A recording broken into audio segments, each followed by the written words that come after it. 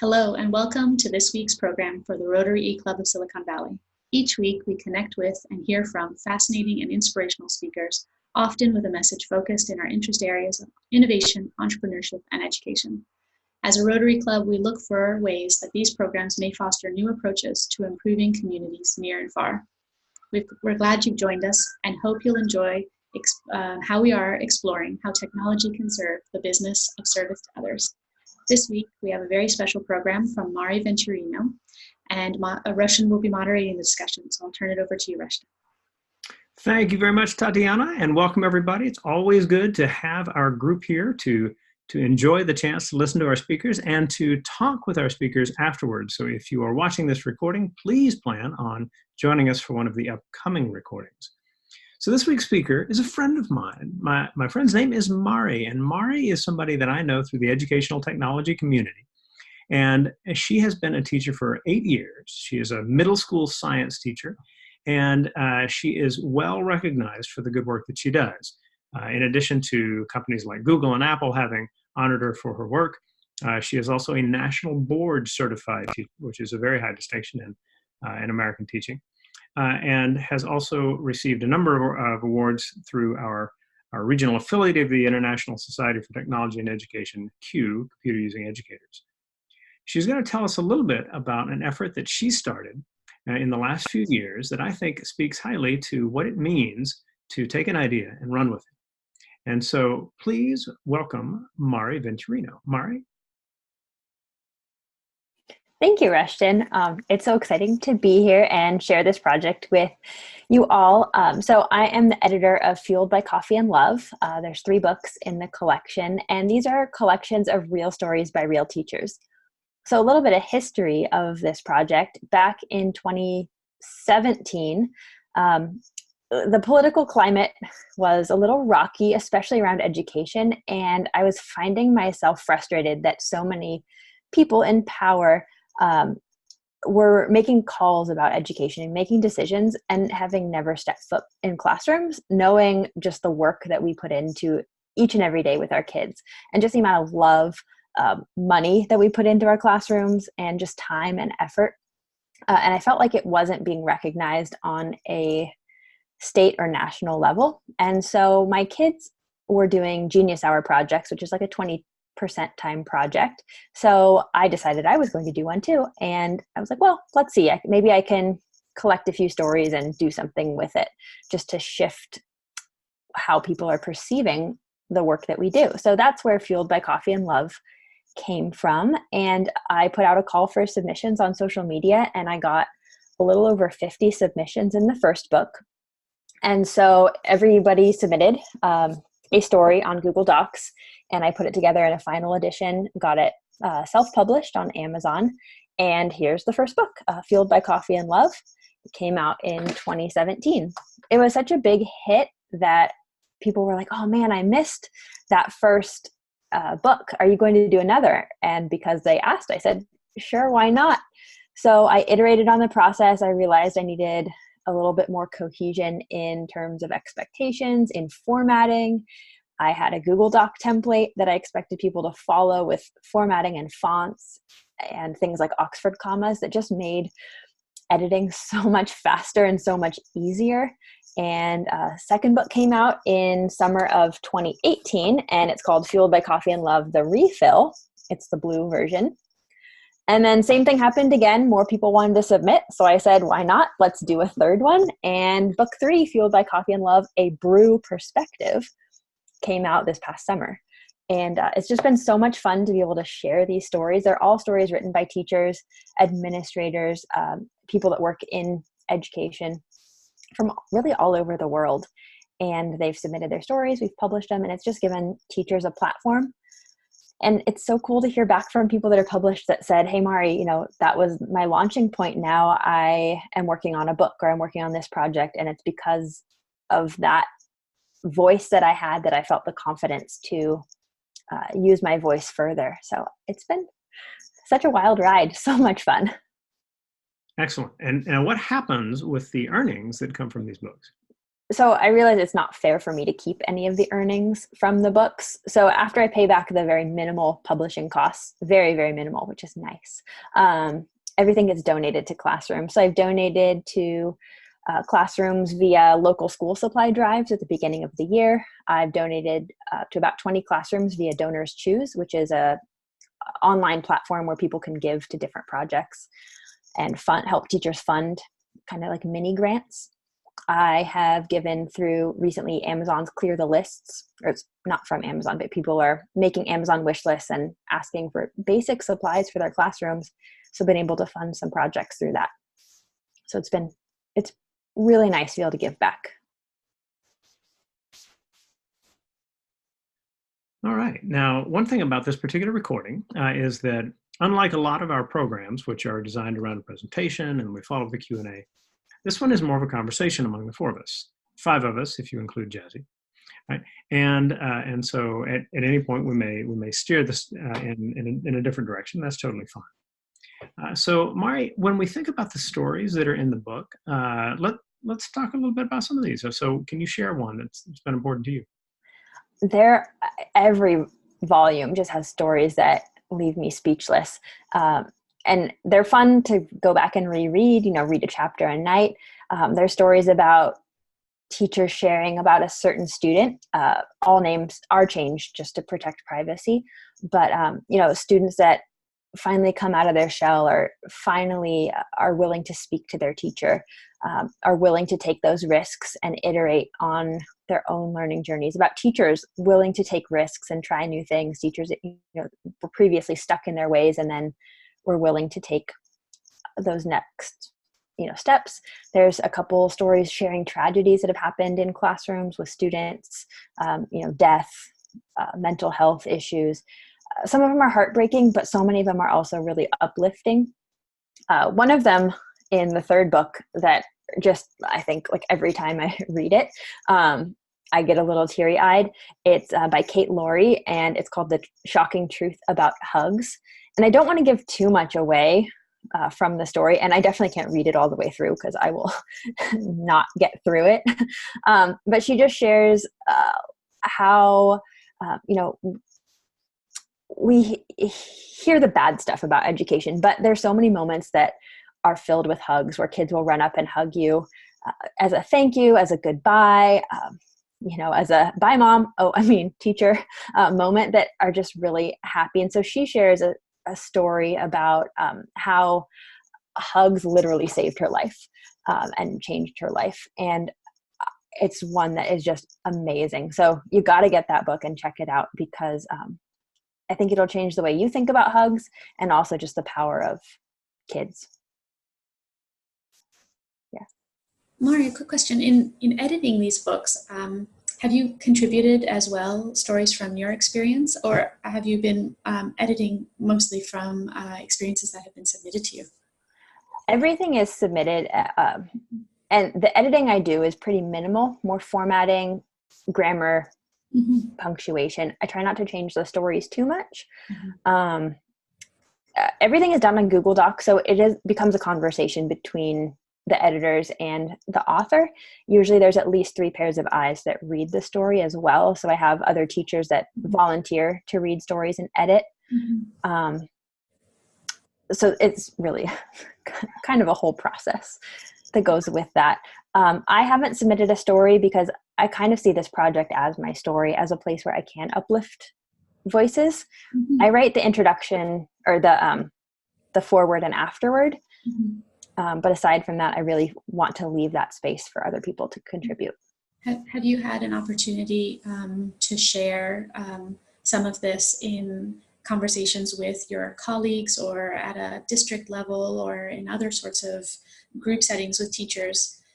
Because I'm sure that as many people find this on Amazon and read it in other venues, that there is a lot to talk about these stories and how they move people. I've had a few people that have used it as a book club book. My own book club picked it, not in my encouragement, but they wanted to, and I was like, that's great, let's do it. It was really fun to have those conversations because a few people weren't teachers, so they, I think, really connected in different ways, and it was good to hear those perspectives. I know a lot of my colleagues have copies of the book, or have read it. I've done a couple local events as release parties for the last 2 books, just as a way to celebrate. And I had local authors read their stories, and it was so cool. A lot of the authors are in San Diego because that's where I am, and that's how I know them. And they read their stories at this cute little coffee shop. And I think hearing them read it out loud was just, reading it on paper and hearing friends' voices was one thing, but actually hearing them read their stories was a completely eye-opening experience. And it led to the next part of this project, which I can share. We're working on an audiobook where people are submitting the audio files, including Rushton. He submitted his story, and so it'll be compiled as an audiobook with people reading their own. That's really great. That's pretty exciting. Well, very cool. One of the things we decided we would do as a part of this is to read a couple of the stories. Mari will read one from the first edition, and I'll read one that I submitted for the third edition. And so anyway, Vandana, welcome. Let me make sure that we got the sound right. Yeah. All right. Good morning. All right. So before we do that, though, in thinking a little bit about the idea of sharing stories within a profession, we all work in kind of different fields, and I think the idea that we go through our days and we do these different things, but there are these powerful moments. These are important to what we do, right? And so Rory and Tatiana. And that'd be a lot to catch up on. But Rory, I was wondering, have there been moments in your work as a judge and a mediator where you've thought, that's exactly the kind of story that stands out for why you do what you do? Let me get you to, I'm going to unmute you, and I'll start that one again. I go up. No, it's not muted. I'm unmuted by host. Gotcha. All right. Now, when you do mediations, people can't really hide behind their lawyers. And to a large extent, even though the lawyers may make their opening statements, you wind up going back and forth to the parties to see not what the lawyers think so much as what the clients think. The lawyers are hopefully going to get paid whether they go to trial or settle the case. So it's not really the lawyer's concern. And what you discover is a lot of times what's really bothering one of the parties is not what you'd find in the pleadings. It's something that happened years ago, or, just something else weird. So, stories will bring out all sorts of fascinating things in the social dynamic of a family or whatever. Tatiana, is that also something that speaks to the work you do? I've had a couple of different career permutations, and one of them was that I was a paramedic. And in those moments when you are assisting somebody, it is often the worst day of their lives, or one of the worst days of their lives. Mm-hmm. And you are in a very short time-boxed window in which you are there, and they have your full attention, you have their full attention, and you are trying to make it to a place together. I have found some of those moments very moving because of the way that relationship comes together and how time limited it is. So yeah, sometimes it is quite extraordinary, the connections you can make in a very short amount of time, and you see people in a very vulnerable moment, and to meet them, you hope to meet them with you in those moments. Yeah, it can be quite. So let's talk about some of the stories. Mari, would you read the story that you picked out from book 1? Yeah, actually it's from book 2. I'm going to read the introduction to book 2, which again is Fueled by Coffee and Love, the refill. And our good friend Dee Lanier wrote the introduction to book 2. And I just thought it was a perfect, I had no idea what he was going to submit for the intro. And I think it's just a perfect blend of why we do this. why we do this crazy teaching thing. And so here we go. Introduction. Warning, I'm somewhat of a coffee nerd, and the following is a deep dive into my evolution as a coffee aficionado. You may not take coffee as seriously as I do. You may not even drink coffee at all. Shout out to all my tea drinkers. But if you read closely, you will see the analogy between my growth in my understanding and enjoyment of coffee and my growth as an educator. My journey in coffee drinking was a gradual one. I remember when I was a college student when I thought a good cup of coffee was hazelnut flavored, sweetened with several teaspoons of sugar, and cut with creamer. Just the sheer aroma while stirring a cup of liquid gold heightened my senses and made me think that no matter what the day would bring, holding a cup of coffee and my Bible and journal would prepare me for whatever challenges I would face. I was right. Before I entered the real world, before I had a real job, had real bills to pay, or real responsibilities to take care of on a personal or professional level, a mass-processed, stale, pre-ground Arabica coffee bean from whatever region, baked in artificial flavoring, and sweetened to a syrupy consistency was about as much as I could appreciate at the time. Coffee was just a fuel, with little appreciation and little love. It's what I had to start my day. When I first began teaching 13 years ago, my coffee habit began to grow. I was a part-time barista at Starbucks and a part-time vocational studies teacher at Crossroads Charter High School. I would wake up at 4:15 a.m., get out my journal and my Bible to start my day, and be at my coffee store by 5 a.m. to turn on the lights and fire up the machines. Over time, the sound of screeching steam, the aroma of over-roasted beans, and my first of at least 4 espresso shots became part of my new routine. I would clock out at 10 a.m. and replace my apron and shirt before racing to school to start my first class of the day. By lunchtime, my students were wired, and I was trying to match their energy with a macchiato or a mocha latte something or other bought from Starbucks. Coffee truly helped me survive. I served fast food coffee in the morning and taught with similar efficiency in the afternoon. I stood in front of the class and lectured from the textbook. I gave independent classwork, pop quizzes every week, unit tests every 3 weeks, graded papers, turned in my lesson plans in a timely manner, clocked in and clocked out. Like any young teacher, I was exhausted by the end of the day.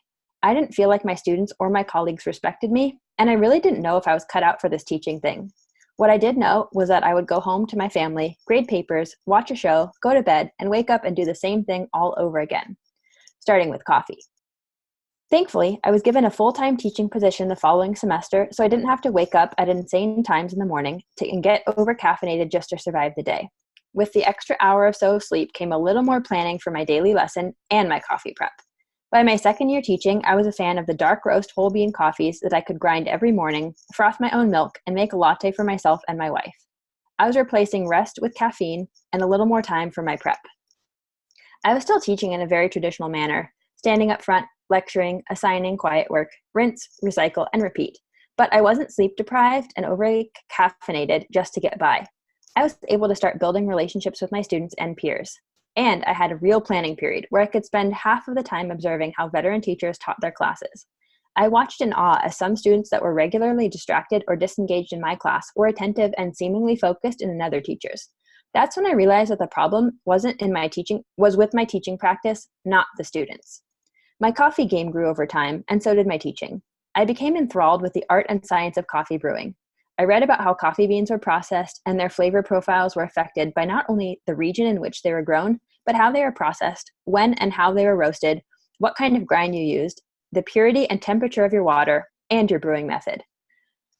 The more I learned, the more I applied, and everything I used to say about coffee snobs became the statement I started hearing about myself. Who has time to do all that? Or, I'm too tired in the morning to go through all those steps.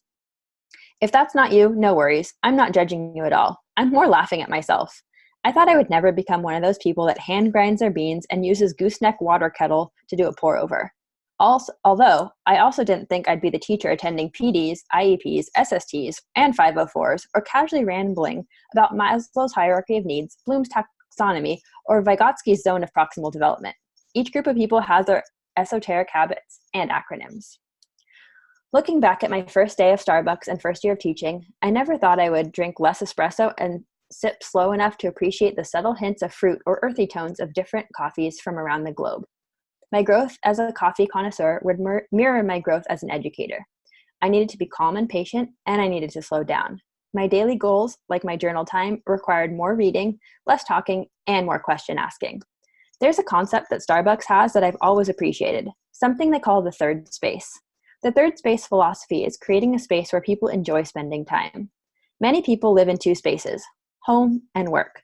So the atmosphere Starbucks tries to create is the third space where people enjoy spending time. That's what I wanted to recreate in the classroom, a place where students just didn't have to be, but wanted to be. My teaching transformed when I started changing the mood of my classroom environment. It began by me changing my desk so the students could face one another to talk about their projects. I changed my class decor, lowered the lights, turned on jazz music, and encouraged my students to use the art supplies and technology in my Intro to Business and Entrepreneurship classes. I stopped lecturing in favor of creating self-paced experiences for my students. Before you knew it, my class started to resemble a boutique coffee shop where friends gathered to meet, share, laugh, and create together. Finally, I fell in love with the art of teaching. Whether you are new to teaching or a veteran with many years of experience, I hope this book encourages you in your practice and deepens your appreciation of the work that we do. I didn't get into teaching for the pay, maybe overly stated, but it's definitely not an exaggeration. We get into the profession and we stay in this profession because we are fueled by something more complex and even more enchanting than coffee. Though coffee definitely helps at the start of the day. And again, that's from our friend D. Lanier.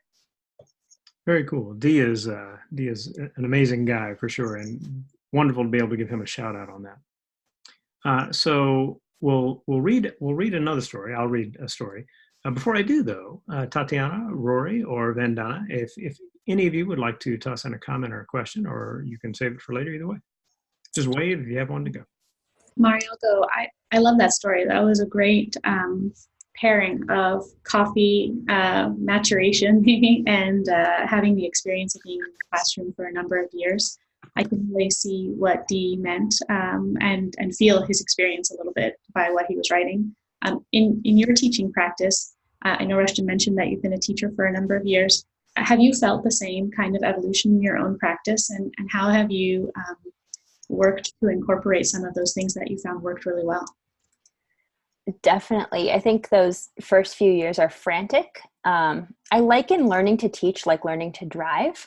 You know, that first time, or at least for me, the first time I was behind a wheel, even in a parking lot, I was like white knuckling at 5 miles an hour, thinking I was going so fast. And I could only see what was right in front of me. I remember like having a hard time not staying between lanes, but like knowing that I had to be just to the left, and like that was all my focus. And now, like, you know, having driven for a number of years, you know, I can like change the music. I can, you know, roll down my windows. I can eat a banana. You know, all these things I can do and multitask. And I think teaching is kind of the same, where I can really step back and enjoy the teaching because I have so many of the basics and maneuverability down. So definitely. I think that enjoying the teaching because you have that sense of it is also the kind of thing you hear from teachers who have embraced the kind of the things that you can't know, right? You don't know what the student's walking with every day. You just can't be prepared for every situation. And so to be able to say, hey, I'm going to learn as we go, I think is healthy for sure. Vandana, I believe you have a comment. Yeah, I hope you all can hear me because my battery is low. Forgot to charge my phone. You're fine. Okay. So I can only draw a parallel of my own career to the teaching career of the speaker, because I think I feel and think, not only think, that if we enjoy our work and immerse ourselves in our work, like it's the passion, then we excel at it. It can be any career we choose. Whether you are an astronaut, or you are a teacher, or you are a scientist, or you are an entrepreneur or a sports person. Well said.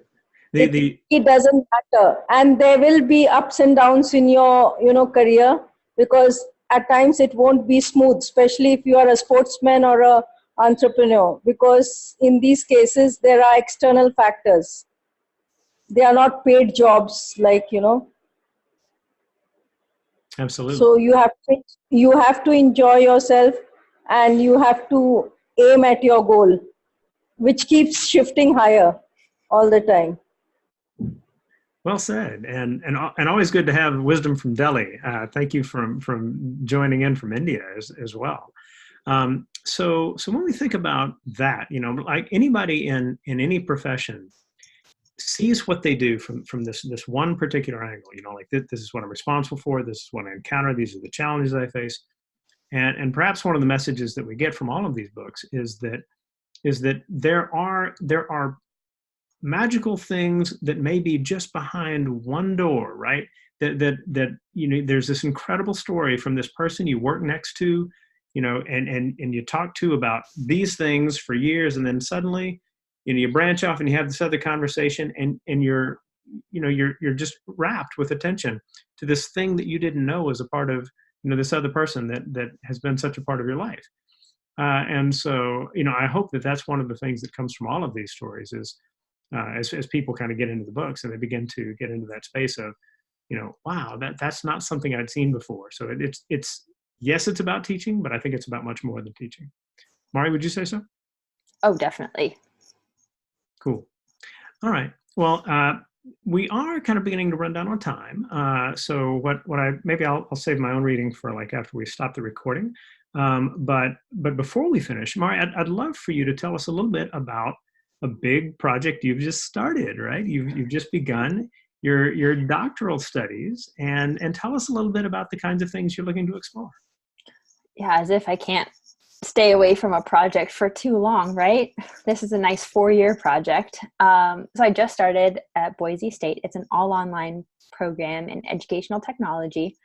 So I love educational technology. I love, getting kids engaged, but specifically what I'm hoping to dive deeper into is how pre-service, so teachers that haven't gotten their credential yet, can build self-efficacy, so their belief in their own teaching practice and their belief in being able to learn and get better through social media. So maybe through Twitter, maybe through a different form of social media. I'm in the exploratory stages of maybe that's what I'm studying, but I'm learning a lot. Is the loving basic it. idea that social media allows people who might otherwise feel quite isolated to connect in ways that they wouldn't have expected, or is it something a little different than that? That's exactly it. That teaching can feel really isolating. It seems counterintuitive, going back to the books, that you're in a class with like 30 other humans all day, but those are children. And as awesome as they are, as funny as they are, as amazing as they are to be around it's so different than being around adults.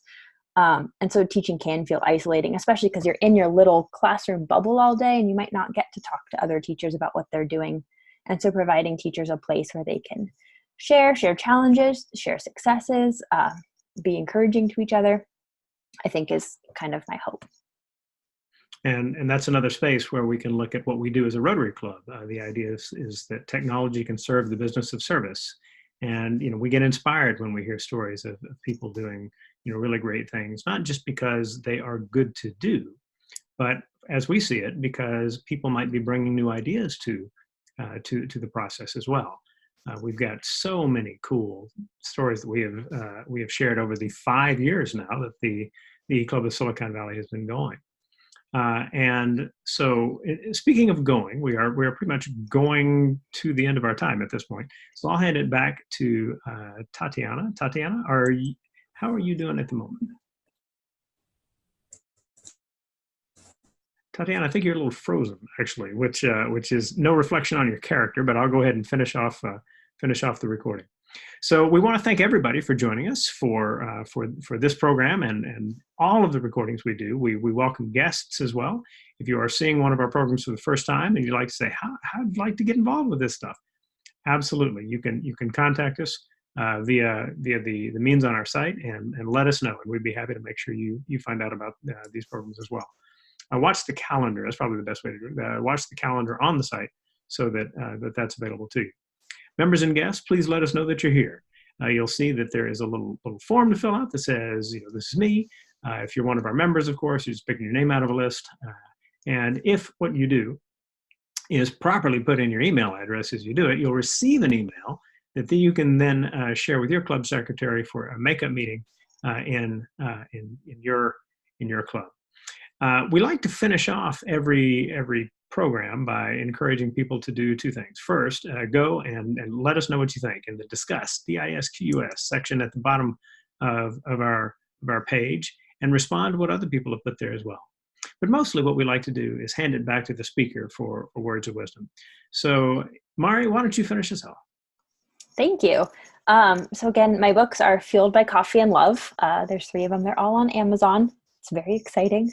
But at the end of all 3 books, I leave everyone with a challenge and a request. So teachers work so hard, and we've all had teachers that have impacted our lives. So I just ask you to thank a teacher. So I made these awesome postcards. If you follow the book on social media, feel free to email me and I would be happy to send you a few. But they're postcards. They say thank you on the front, and they have a space to write and mail a thank you to a teacher that has made a difference in your life. It could be a teacher you currently have. It could be a teacher from your past. You might need to, do a little bit of digging to find them. Or if you have children, encourage them in some way to write a little note to their teacher. It doesn't need to be around a holiday. It doesn't need to be, a Valentine note. Just a quick, happy Monday morning. I hope we have a great week together. I love you so much kind of note for a teacher. So definitely thank them, share the love, and thank them. And as a thank you to our members and guests, we will actually give away one of the books that is a part of the Fueled by Coffee and Love series. So just make sure you add a comment in the discuss section, because we'll go through those names, pick a number at random using random.org, and then get in touch with you about, hey, how can we send this book to you? So thank you again, Mari. Thank you to members and guests, and we'll see you next week.